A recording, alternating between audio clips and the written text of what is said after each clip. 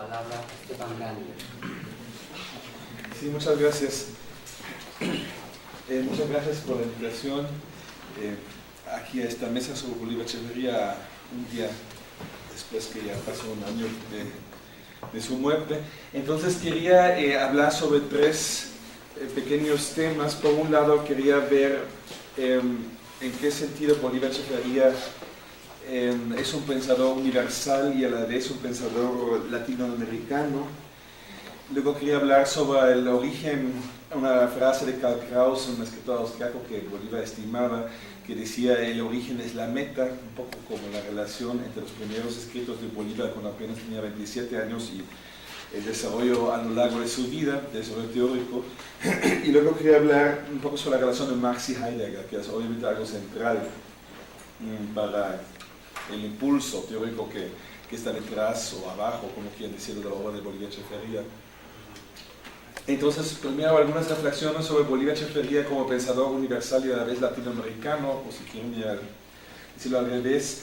Yo creo que es universal en el sentido que sus aportaciones teóricas, sin lugar a dudas, tienen una importancia mundial y la van a tener, y tal vez, ojalá, algún día los autores y los pensadores y los estudiantes de otras latitudes fuera de América Latina se den cuenta de manera amplia de eso.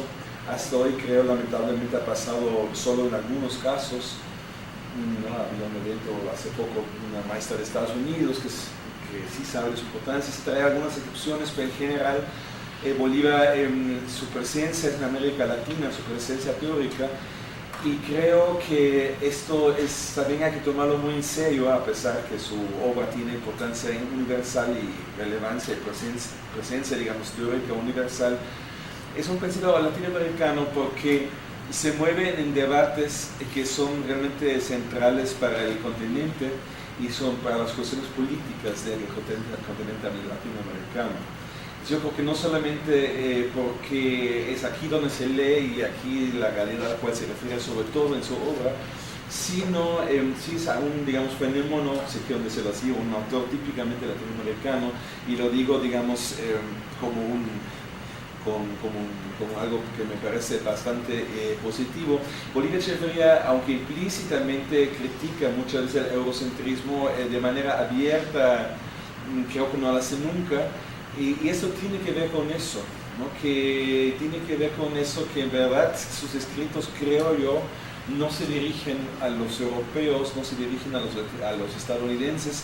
No es como otros pensadores latinoamericanos que todo el tiempo luchan por ser reconocidos por los meros, entre comillas, del llamado primer mundo, sino simplemente debate, digamos, con aquellos con los cuales piensa que se puede debatir, ¿no? Con los cuales están abiertos al debate y no cerrados, como lamentablemente creo yo pasa hoy en día en el primer mundo, donde la apertura a un debate real sobre la necesidad y posibilidad de un cambio radical de la actual forma social es prácticamente anulado desde hace unos 15, 20 años. Entonces, yo creo que Bolívar Echeverría tiene esta ventaja de no querer, digamos, hacerse el niño bueno que traduce sus textos a todos los idiomas de Europa, etc. Esto, aunque obviamente debería de hacerse, no estoy diciendo que no hay que hacerlo, pero no era algo que era para él central, como eso es para otros autores, porque este reconocimiento desde el primer mundo, creo, para él era bastante secundario. Y esto se me hace algo sumamente simpático de él, ¿no? Importante, no solamente simpático a nivel personal, sino a nivel teórico, ¿no? Porque eso permite otro debate teórico, esta perspectiva, permite una radicalidad mucho mayor que aquellos autores que tratan todo el tiempo, digamos, someterse a los estándares o a los requisitos inventados en el llamado primer mundo, en el cual ni siquiera la izquierda, salvo en muy pocas excepciones, tiene un real interés en cambiar las relaciones internacionales, porque también la clase obrera, también los oprimidos del llamado primer mundo, en el fondo tienen ciertas ventajas por las relaciones internacionales y bien lo saben, ¿no? Entonces, y esto de alguna manera se refleja, creo yo, en las teorías, y entonces si uno se somete a las reglas de juego del primer mundo, creo ya perdió. Y esto hace muchos pensadores de América Latina y también de México, y creo que Bolívar se distingue entre muchas otras muchos otros aspectos de ello. Y es lo interesante, y con esto voy al segundo punto, lo interesante es todo este desde el inicio que él escribe es así. No es algo que se dio con el tiempo o poco a poco desarrolla esta postura. Esto de alguna manera empieza creo desde muy joven, aunque ahí no conozco textos, pero por lo menos a partir que está en Alemania, eso es lo irónico, que está, digamos, en el llamado Primer Mundo, creo hay textos donde se demuestra claramente esta postura, ¿no? Uno de los primeros textos que publicó, Bolívar Echeverría lo publica en 69 junto con Horst Kunitzki, que es entonces su amigo en Berlín, julio de 69 está firmado este texto, que es la introducción a un libro que se llama Crítica del antiimperialismo burgués. Es una colección de textos de André Gunderfrank, Che Guevara, Mauro Marini, Luis Vitali y otros que hacen ellos, Bolívar y Kunitzki, hacen esta compilación y a la vez ponen una pequeña pero muy densa introducción, prefacio, forward, y quería leerles algunas frases de ahí en el sentido de origen es la meta. Creo que en estas frases de lo primero que publicó Bolívar Echeverría ya está presente como un proyecto de trabajo de alguna manera, que tiene que ver con lo que dije en la primera parte, donde dice al final de este texto la organización, la estrategia, la táctica de esta vanguardia de política, la cual habla, hace posible un análisis de la estructura específica de clases. Se basa en la necesidad de una solidaridad global entre los oprimidos y un ejército continental, se refiere al continente latinoamericano, que se pueda organizar con la meta conjunta, y ahorita viene ya la parte central que quería también subrayar, de terminar o superar la destrucción organizada por el sistema capitalista mundial. ¿No? Hay una cosa doble, como ven ahí, por un lado se dirige a una solidaridad internacional y a la vez habla de un ejército continental, y lo central, y esa es la gran diferencia desde ahí con los partidos comunistas, que siempre se subordinaron también a los dictados de Moscú y Europa en general, es que él no habla de un futuro bello en este texto, o ellos, no habla de una maravilla que se va a construir si todos seguimos, digamos, al pie de la letra las instrucciones de la historia que hay que seguir, como pensaban muchos comunistas dogmáticos o marxistas dogmáticos, sino hablan ellos negativamente de la superación de la destrucción organizada del sistema capitalista mundial. Es muy importante, y desde muy temprano, no sé si ahí conocieron a Benjamin, no lo sé, pero es muy parecido a la idea de Walter Benjamin, que las revoluciones no son para construir un futuro mejor, no son para construir la maravilla social para las futuras generaciones, sino son para pagar la destrucción actualmente existente. Esta perspectiva existe también en Europa, en Benjamin y esos autores, pero de alguna manera en esta confrontación entre estos dos mundos tal vez es más claro desarrollarla. De lo que se trata, y si ustedes se fijan en los textos de los zapatistas del 94, tiene una idea muy parecida, de lo que se trata es parar esta maquinaria gigantesca que está destruyendo toda la capacidad de vida en el mundo, sobre todo el llamado tercer mundo. No se trata de construir un maravilloso futuro. No se trata de participar, como hoy en día dicen, no seas tan crítico, mejor hagas propuestas bonitas, etc. No se trata de eso. Por nada. No es que esto sea secundario, sino esto es totalmente irrelevante, y no solamente irrelevante, es hasta contraproducente, ¿no? Hacia estas bonitas propuestas, sino de lo que se trata es pagar la destrucción organizada. Yo creo que ahí es algo muy importante que vamos a ver en toda la obra de Bolívar Echeverría a lo largo de su vida, que él trata de entender teóricamente cómo esta organización de la destrucción está funcionando, de qué manera organizan exactamente la destrucción de la vida, de la convivencia, de la felicidad humana, porque no es algo que se da espontáneamente, no se da por catástrofes naturales, como se dice falsamente en Fukushima, no se da, digamos, por azares del destino, sino es algo organizado, ¿no? Fukushima sería un muy buen ejemplo, y desde hace años se sabía que esta planta no aguanta ningún tsunami de una ola de más de 7 metros, fue construido para un tsunami de 7 metros de altura, sabiendo que hace 120 años, menos, 110 años había en Japón un tsunami de más de 30 metros de la altura de las olas. Entonces fue una destrucción organizada, se sabía con seguridad que en muy poco tiempo esta planta nuclear va a explotar. Esto era ya un hecho. No solo faltaba esperar algunos años, pero se sabía con seguridad que esta planta no va a aguantar mucho.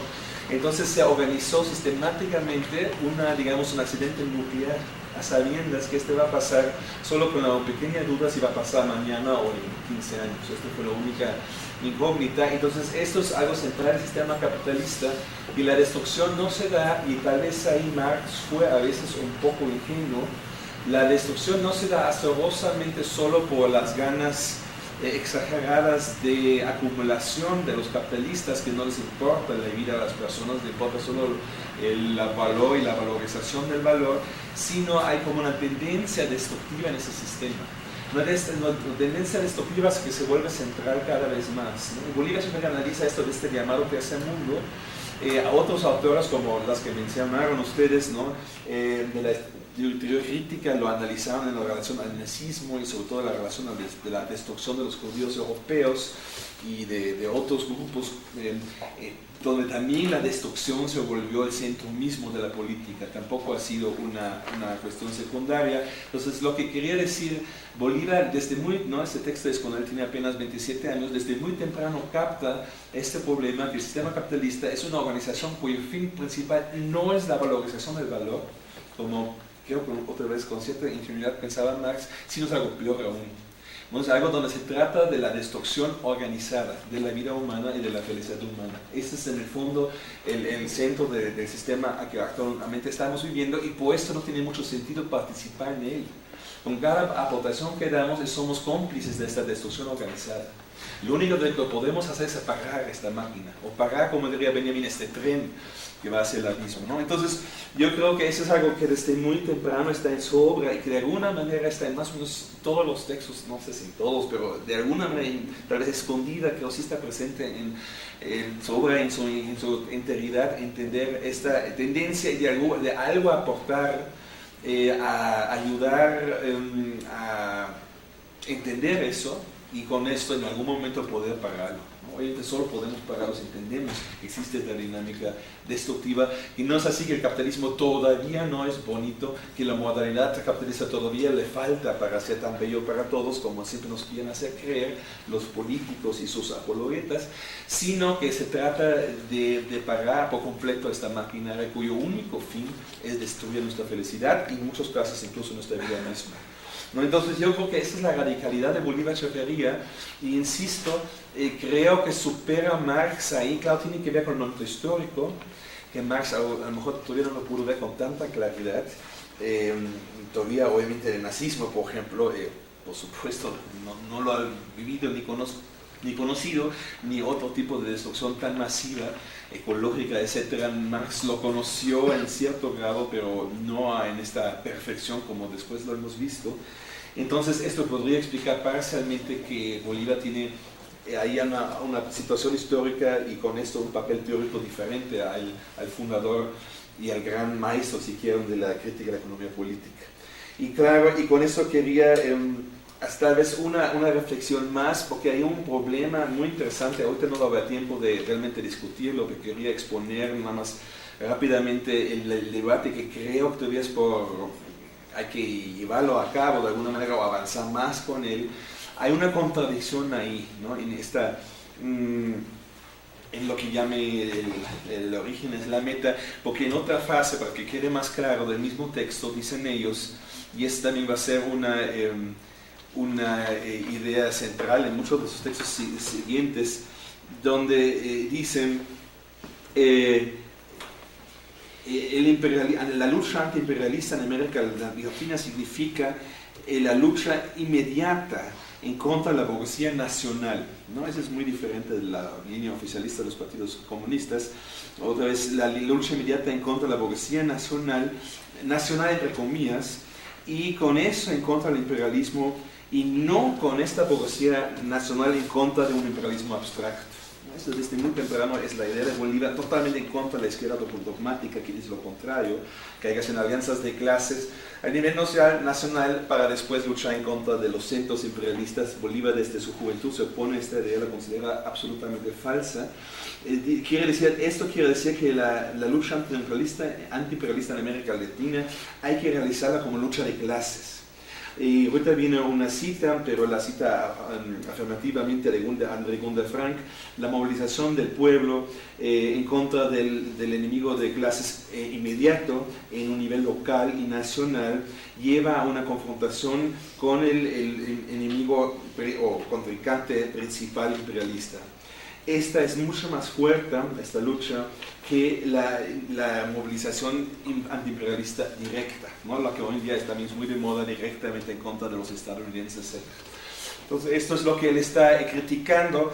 Hay muchas razones por qué lo critica Bolívar Echeverría, y aunque, claro, después ya no habla con este lenguaje tan de lucha, de antiimperialismo, etc., de todos modos, creo en el fondo las ideas no cambian radicalmente, aunque lo expresa de manera más filosófica, más sofisticada, mucho más fina, pero la idea sería que no hay que caer en esta trampa de este progresismo, que a mí siempre critica Walter Benjamin, que hay un avance en la historia de América Latina, necesita primero llegar a un nivel histórico de un capitalismo avanzado, y eso se logra junto con la burguesía nacional, y después en segundo paso uno hace la revolución en cada país, ¿no? Esta idea que han realizado los comunistas, han promovido los comunistas partidistas en todos los países del mundo, esta idea lo único que sirvió era frenar todas las luchas en América Latina. ¿No? Si se acuerdan, en Nicaragua, incluso en Cuba mismo, en muchos países los comunistas, también en México, si se acuerdan, las camisas rojas, los grupos comunistas casi siempre se enfrentaron a las revoluciones que había, con el argumento que así no se hace una revolución. Pregúntale a Sánchez Vázquez, después de la revolución nicaragüense, él se fue muy rápidamente allá y nos contó en una clase que lo primero que dijeron, que hicieron los comunistas después que los sandinistas tomaron el Palacio Nacional, era llegar ahí y decirles, así no se hace una revolución, ¿no? Nosotros sabemos, y así como usted lo hace, no se hace, y no lo digo para festejar ahorita a los sandinistas y sus posteriores errores, pero en su momento ha sido muy importante esta revolución, y si hubieran seguido este esquema de la alianza local para llegar a un estado superior y de ahí hacer una revolución, nunca lo hubieran hecho, tampoco en Cuba. Entonces Bolívar Echeverría, por esto, desde muy joven, con muchos jóvenes de América Latina, como también el Che Guevara mismo, están en contra de esta línea dogmática comunista, en contra de su base teórica, ¿no? de las dos fases y de la lucha imperialista directa en contra de los centros.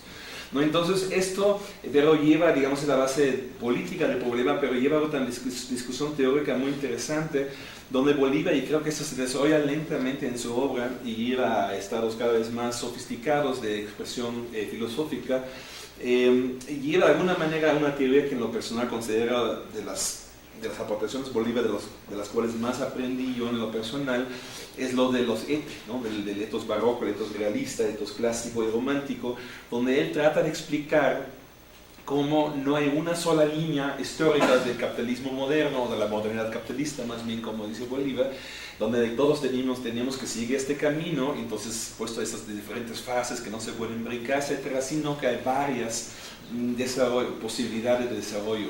Esquemáticamente no habla de 4, aunque los hechos son mucho más. Entonces él trata de explicar que América Latina puede tener un camino totalmente diferente que Europa, por ejemplo, ¿no? O que Ecuador o México pueden tener un camino diferente, completamente diferente que Inglaterra, por ejemplo, Estados Unidos, Francia, Alemania, etc. Que no tiene sentido copiar, ¿no? el modelo de un país a otro, que más bien es imposible hacerlo, y por esto introduce ese debate de los etes históricos, que es muy interesante. Ahorita no hay tiempo para entrar más en eso, pero lo interesante es que lo hace otra vez como un momento en contra de una falsa alianza nacional. Esa es, digamos, la razón política, ¿no? Él dice, la falsa alianza nacional solo se da si pienso que hay que seguir un modelo fijo, ¿no? Y todavía no llegamos al nivel del cual podemos partir al socialismo. Lo interesante es que este mismo modelo teórico se puede interpretar de otra manera, y ese es un debate que quién sabe si algún día se va a realizar, porque hay digamos, problemas ahí de diferentes tipos, pero en los últimos años el mismo Kunitsky, que escribe este texto junto con Bolívar, empezaba a criticar, y no estoy de acuerdo con la posición de Kunitsky, pero la quiero mencionar porque creo que el debate sería importante llevarse a cabo, quién sabe. Otra vez, quién sabe si va a ser, pero Kunitsky dice hoy en día, a pesar que antes incluso discutía con Bolívar y todo un grupo de trabajo, también estaba Raquel, etcétera, discutir juntos boletos barrocos, etcétera, y si ustedes revisan los textos como los un libro que hay donde ellos debaten, ¿no?, sobre conversaciones sobre el barroco, se llama este librito. Si revisan este libro, parece que Kounitzki está de acuerdo con esa teoría y participa incluso de alguna manera en su construcción. Hoy en día dice que esa teoría es bastante problemática porque lleva justo a lo contrario de lo que Bolivia, pienso yo, quería hacer posible, que dije ahorita varias veces, un no a una falsa alianza nacional. Entonces Kounitzki dice que es una construcción falsa de una unidad nacional con el etos barroco. Y el etos barroco es una construcción mucho más vieja, que viene en el fondo de los dominicanos y franciscanos, que tratan de construir esa falsa unidad nacional y que después en las dictaduras militares, tan lejos va Kounitzki en algunas cartas que nos escribimos con el libro Premonte, cuál es exactamente la crítica que él tiene en términos teóricos, donde él dice incluso las dictaduras de América del Sur usaron de alguna manera la ideología del etos barroco en los 50s y 60s, cuando ya existía el término, como para justificar también esta falsa unidad nacional que ellos supuestamente están garantizando, ¿no?, desde la dictadura. Entonces, yo creo que hay una cosa muy interesante. Yo creo que Kounitzki se equivoca, porque es obvio que Bolivia quiere hacer una cosa totalmente diferente, ¿no?, como traté de bien exponer por la dirección política que está detrás de todo, pero de todos modos se me hace interesante en el sentido que creo que sí hay un cierto peligro con la teoría, a pesar que me parece algo genial, la teoría del etos barroco, etc., hay un cierto peligro de reinterpretarla de manera afirmativa,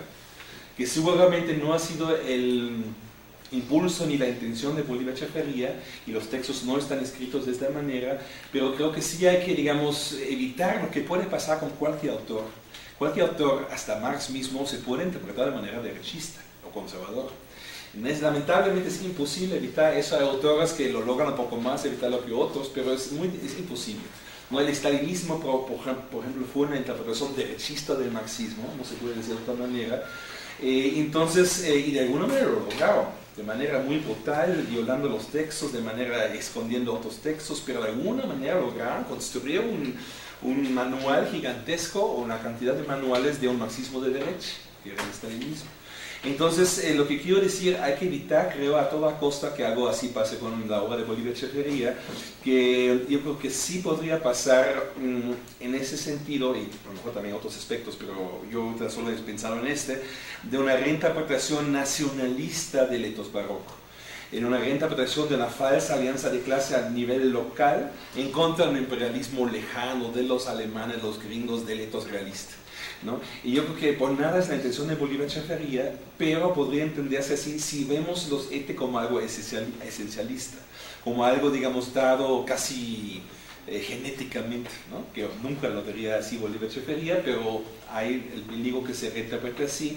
Al final, bueno, hace unos años Bolívar ya empezaba a criticar una interpretación que algún autor hizo, que vio el etos barroco como un etos revolucionario, quiere decir lo máximo que puede haber, y Bolívar inmediatamente le contestó, creo, no me acuerdo si este texto está publicado en papel, pero está por lo menos en su página de internet, en la UNAM, donde dice: yo nunca he dicho que el etos barroco sea un etos revolucionario. Lo único que quería oponerme es esta falsa unificación de la modernidad capitalista en una línea histórica. Me pongo a eso, y por eso desarrollé esta teoría, pero nunca he dicho que el etos barroco sea algo más avanzado, más revolucionario, algo así, más humano que los otros. Y creo que detrás de ese debate es esta posibilidad que Bolívar a lo mejor ya intuyó de una falsa reinterpretación, sí, en el fondo derechista de su obra, aunque parezca revolucionaria, es en el fondo derechista. Entonces esto quería decir un poco sobre la vinculación que veo entre el origen, si quieren llamarlo, los primeros escritos de Bolívar, y donde está ya poco a poco avanzando su obra. Creo que hay que de alguna manera habría que reconstruir lo que también se trataba de hacer en Marx, ¿no?, esta vinculación que hay entre los escritos de juventud, si los quieren llamar así, y los escritos maduros. Yo creo que, a pesar que tiene razón Diana, que no es tampoco así algo totalmente uniforme, estoy de acuerdo, pero creo que sí hay que entender este desarrollo de una obra en cualquier autor, para entender un poco las cosas escondidas, ¿no?, las intenciones, los impulsos, que muchas veces la gente cuando se vuelve más madura les da un poco pena, o por alguna razón esos textos les parecen a lo mejor ingenuos, en este caso a lo mejor demasiado así político en el sentido más barato de la palabra, y tal vez puesto nunca lo tradujo al español, nunca estos textos fueron traducidos aquí o publicados en México o en otro país de América Latina. pero de todos modos, Marx también nunca publicó sus textos de juventud, no se le hubiera ocurrido nunca hacerlo, pero de todos modos creo que esos textos hay que tomarlos en serio para entender otra vez esos impulsos escondidos, para evitar, ¿no?, una desviación en la interpretación a un sentido totalmente en contra de la intención del autor. Y como último quería hablar de esta complicada relación, de alguna manera extraña, entre Marx y Heidegger que existe en Bolívar Echeverría, que tiene que ver con lo que mencioné en el segundo punto, ¿no? Porque la pregunta es cómo podemos entonces construir estas diferentes modalidades, digamos, reconstruir teóricamente, a esto me refiero. ¿Cómo podemos justificar que América Latina no necesariamente va por los mismos caminos que Europa o Estados Unidos o Japón, etcétera? Entonces, Bolívar busca, creo, ahí algo fuera de esta enajenación capitalista, algo fuera de esta subsunción de toda la vida bajo la ley del valor. Y pienso que por eso llega a Heidegger, de alguna manera, hablando en términos biográficos, Heidegger entonces anterior a Marx en Bolívar, ¿no? Para él, primero la lectura de los existencialistas que mencionaste, Sartre, etc., y ahí va Heidegger, y más adelante en Berlín justamente, ¿no?, donde va desde Ecuador, después de empezar de Heidegger, empieza a la lectura de Marx y los marxistas críticos, ¿no? Claro, va a Alemania, para eso a lo mejor saben, ¿no?, porque para estudiar con Heidegger esto no funciona, pues va a Berlín y conoce la izquierda de ahí. Entonces hay una, digamos, biográficamente es primero Heidegger en su vida, teórica, ¿no?, y después Marx. Pero desde mí, yo lo voy a reconstruir al revés, digamos, para mí es más fácil entenderlo al revés, porque mi cercanía con Bolívar en términos teóricos es más vía Marx, aunque biográficamente sé que es al revés, pero desde mi punto de vista lo central, de todo, no solamente porque yo lo veo así, ¿no?, creo que realmente lo que se vuelve central en la obra de Bolívar, por lo menos por largos años, sí es el marxismo, y de alguna manera creo que sí está más cerca de Marx que de Heidegger. Por lo menos, digamos, las críticas que hace a Heidegger son mucho más radicales que las críticas que hace a Marx, ¿no? Heidegger dice unas cosas bastante fuertes sobre él. Entonces, en ese sentido, a pesar que también retoma mucho de él, a la vez tiene una distancia crítica, es como doble la relación con Martin Heidegger, mientras con Marx, aunque puede haber algunas cosas que no esté al 100% de acuerdo, en general sí está de acuerdo con sus principios teóricos importantes, todos.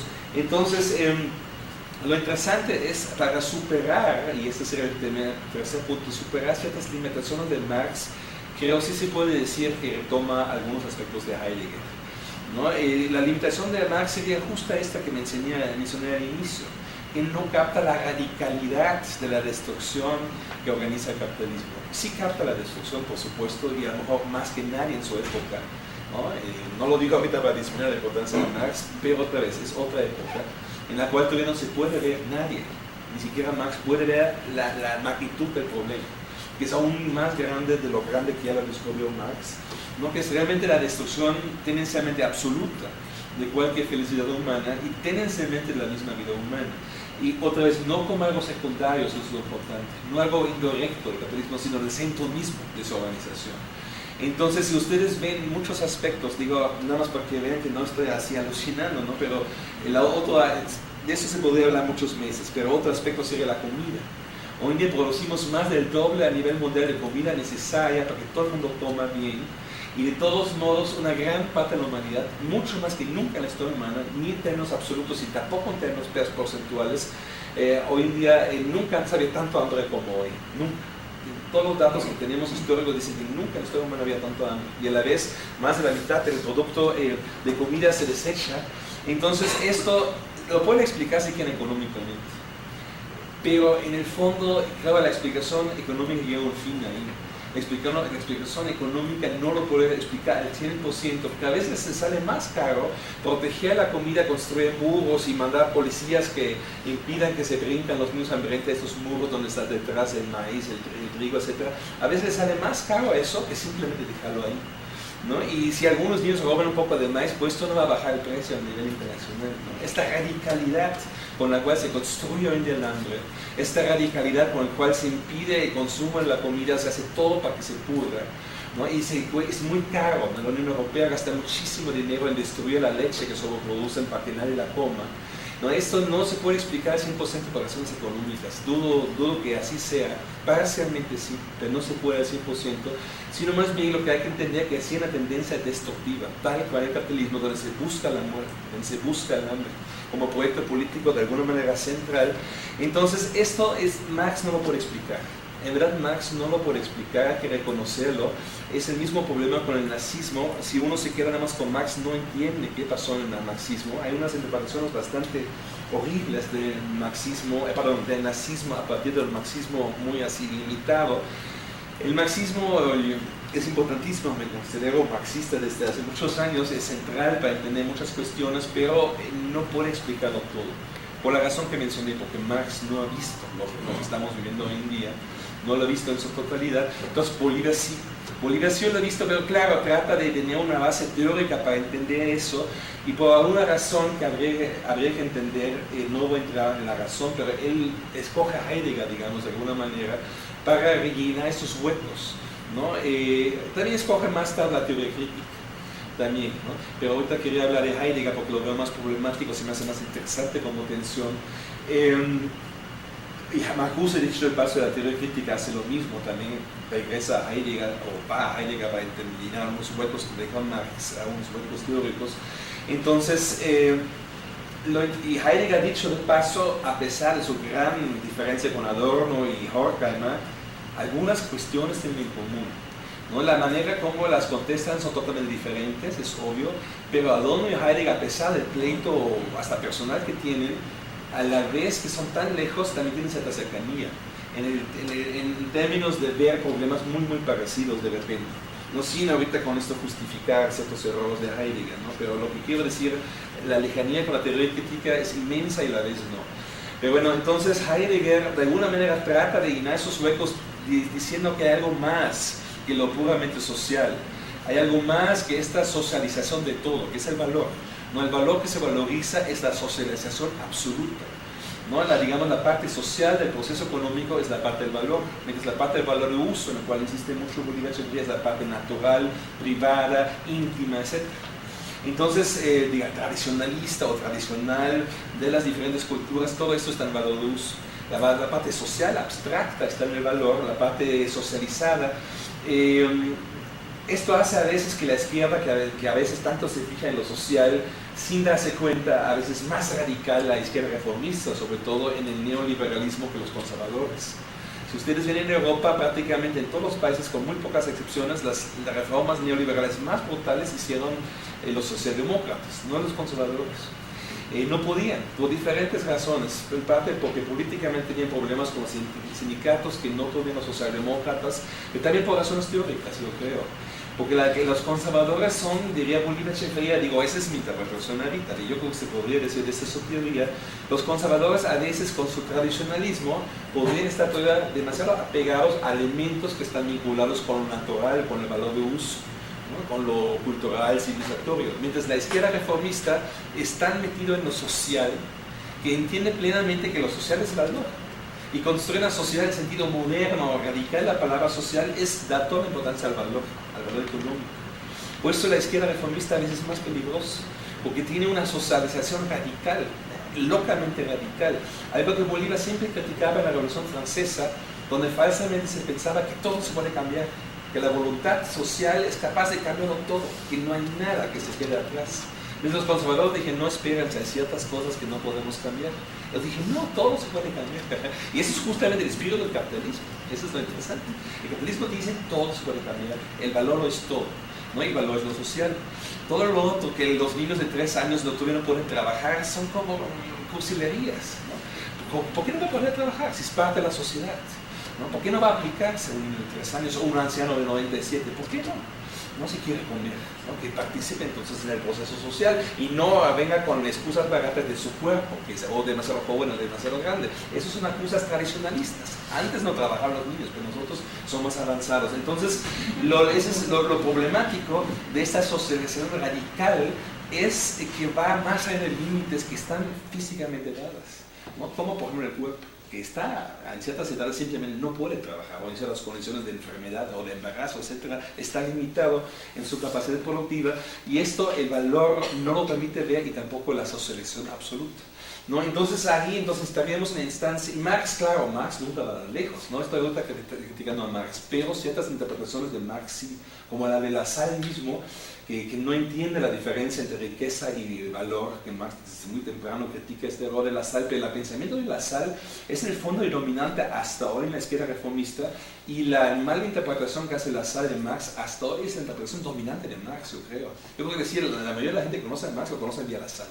Así se puede decir en pocas palabras, o sin haber tal vez leído a Lassalle, pero hacen el mismo error que Lassalle, ¿no? De pensar que la igualdad, etcétera, todas esas cosas son lo central, algo que Marx siempre ha criticado, la igualdad también como concepto social absoluto. Entonces, Heidegger sería a lo mejor un posible contrapunto, un crítico a lo mejor muy problemático, pero un crítico muy sui generis de la modernidad y esta falsa universalización, esta falsa generalización, esta falsa socialización radical de todo. ¿No? Heidegger con su esencialismo, que en lo personal tengo muchos problemas con él, pero este esencialismo es como un contrapunto, ¿no? Es como un contrapeso a esta socialización exagerada, este valor exagerado, y claro, es a lo mejor un tradicionalismo cuestionable que realiza o que festeja, ¿no? Muchas cosas se pueden discutir ahí, pero me imagino que lo que interesaba a Bolívar en Heidegger era eso, ¿no? Esta intuición o este percibir que hay algo más de lo que podemos manipular, hay algo más de lo que podemos decidir democráticamente o capitalistamente, etc., ¿no? Hay algo más que no se puede cambiar así nomás, porque se nos ocurrió, aunque todos o casi todos estemos de acuerdo, ¿no? Entonces, claro, Bolívar una vez le pregunté, hace años, cuando hice algunas entrevistas, le dije algo como, pero ¿por qué combinas esos dos autores que a mí nunca me entraba bien en la cabeza? Y algo me contestaba como, y yo dije, pero Heidegger fue nazi, ¿no te acuerdas? Me dijo, claro que lo sé, obviamente lo sé. Pero me dijo, ¿sabes qué es el problema de Heidegger? Esta respuesta me gustó. Heidegger, el único problema que tenía es que no leyó a Marx, ¿no? Y no entendió a Marx. Si Heidegger hubiera leído a Marx, hubiera discutido con él, hubiera sido un pensador genial. Y eso es un poco lo que hace Bolívar. Bolívar es como un Heidegger que lee a Marx, ¿no? Digamos, es este Heidegger izquierdista, más que lo directamente manipulable, pero de manera izquierdista marxista, sin caer en esencialismos, digamos, de derecha, racistas, antisemitas, etc., ¿no? Que le pasó mucho a Heidegger, pero sin caer en eso, lo trata de reinterpretar de manera de izquierda, de manera marxista, combinando esta idea de una sustancia natural del cuerpo, por ejemplo, en cierta edad de todos lo que les dije, de la misma capacidad de reproducción que tienen las mujeres, los hombres, ¿no? Y todo eso que luego se convierte irónicamente en una desventaja en la sociedad, y todas esas cuestiones extrañas de nuestra sociedad, podrían mejor captar a un Heidegger si fuera de izquierda, digamos, si fuera crítico, mejor incluso que el mismo Marx. O sobre todo esta interpretación limitada de Marx, que hoy en día es lamentablemente hasta hoy la dominante.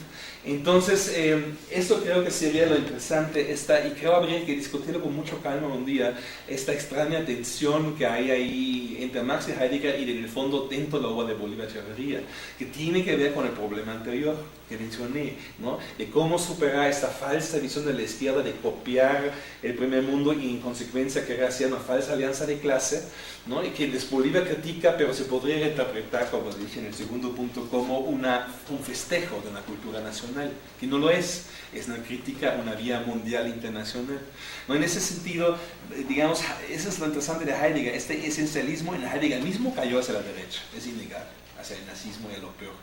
Pero la idea de Bolívar sería seguramente darle una vuelta y hacer un heideggerismo de izquierda. Como hay más, ¿no? Bolívar no es el único que lo hace.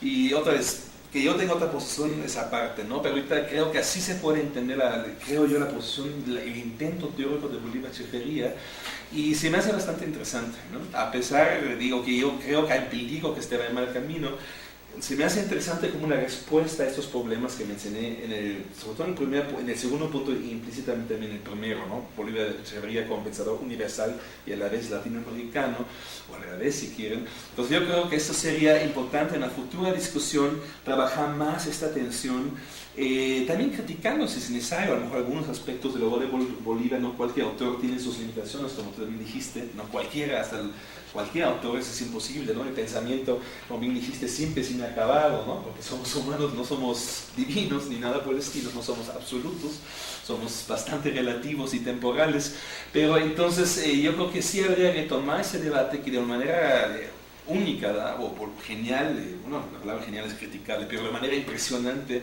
realizó Bolívar Echeverría, retomar ese debate y entender cómo podemos de alguna manera, usando otras teorías, otras maneras de ver la realidad, combinando aquellos con Marx mismo, superando de alguna manera ciertas limitaciones que hay en el marxismo hoy en día, para llegar a una teoría que nos ayude no a parar esta máquina que nos está llevando a la destrucción.